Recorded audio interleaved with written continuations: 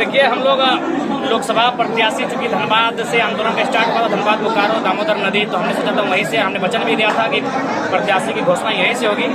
तो इस बार गिरिडीह और धनबाद मुख्य था।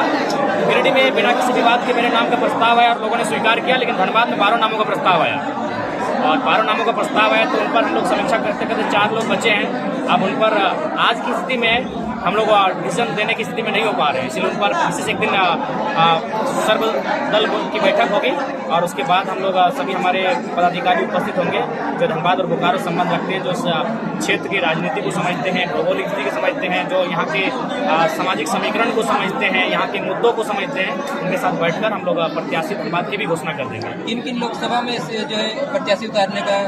देखिए, कोडरमा से लगभग फाइनल हो चुका है और चूंकि हम लोग जब उम्मीद किए तो उनका आज कार्यक्रम हो चुका था और शेड्यूल में नहीं था, अचानक इस तरह का बना। अगर वो आते तो प्रेस कॉन्फ्रेंस के माध्यम से घोषणा करते, तो खैर कोडरमा और हजारीबाग लगभग नाम फाइनल है और हम लोग उनके सामने प्रेस कॉन्फ्रेंस करेंगे जब प्रत्याशी हमारे अगल बगल बैठे होंगे। लोकसभा से लगभग कितने सीटों पर? लगभग 6 सीटों पर, 7 सीटों पर हम चुनाव लड़ने की स्थिति में है और सभी सीटों पर हम मजबूती के साथ चुनाव लड़ने जा रहे हैं। कोडरमा लोकसभा से कौन लड़ेंगे फाइनल? देखिए, लगभग मनोज जो है उनके नाम, मनोज जी उनके नाम की शुमारी बन चुकी है, लेकिन अंतिम मुहर अभी बाकी है। और हजारीबाग से संजय जी की लगभग परिस्थिति सामने आ चुकी है, उनके लड़ने की स्थिति। अब फिर भी जब वो दोनों सामने रहेंगे उनकी उपस्थिति में ही प्रेस कॉन्फ्रेंस के माध्यम से घोषणा कर दी जाएगी। देखिए, धनबाद अभी कंफर्म नहीं हो पाया क्योंकि 12 लोगों का नाम आया। धनबाद से लोग मेरे नाम का ही प्रस्ताव ले रहे थे, तो 2 जगह से थोड़ा सा अभी टफ लगता है और हमने कहा कि 1-2 दिन में हम लोग सोचेंगे। अगर दोनों जगह हम लोग का सिंबल समान रहा तो दोनों जगह से लड़ने की उम्मीद जताई जा सकती है और नहीं रहा तो फिर हम गिरिडीह के रूप में प्रिपेयर करेंगे, धनबाद को नेक्स्ट चुनाव के लिए प्रिपेयर करेंगे। लेकिन हमारी गैरहाजिरी में धनबाद से भी जो प्रत्याशी होंगे उन पर गहन चिंतन किया जाएगा। धनबाद आसान नहीं है, धनबाद का चुनाव आसान नहीं है, तो इसीलिए केवल बोलने से नहीं होगा। ये मुखिया का चुनाव नहीं है, ना ये कोई सरपंच का चुनाव है, ये सांसद का चुनाव है। तो इसलिए धनबाद का जो हम लोग प्रत्याशी देंगे तो बहुत सोच समझ कर देंगे। हालांकि और 2 दिन समय लगेगा, लेकिन हम लोग निश्चय ही जल्द उस रिजल्ट पर पहुंचेंगे। मतलब 14 प्रत्याशी नाम दिए थे, उनका नाम थोड़ा बता देना। हाँ, नाम बता देना चाहिए। नाम है राज पटेल, अर्जुन रजवार, जगन्नाथ रजवार, रुजवान क्रांतिकारी, टिकलाल महतो, उषा महतो, लक्की केटीआर, फरजान खान, मोतीलाल महतो, करण महतो, संजू महतो, परेश महतो, ये नाम आया था।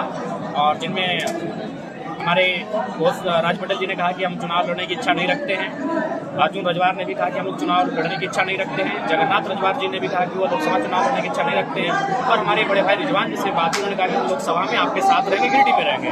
तो फिलहाल वो लोकसभा नहीं लड़ना चाहते, विधानसभा के लिए अपने आप को तैयार कर रहे हैं। फिर हमारे खान साहब ने भी वही कहा कि ये गिरिडीह के प्रभारी बने हैं अभी, तो शायद ये चुनाव लोकसभा के प्रत्याशी नहीं बनेंगे।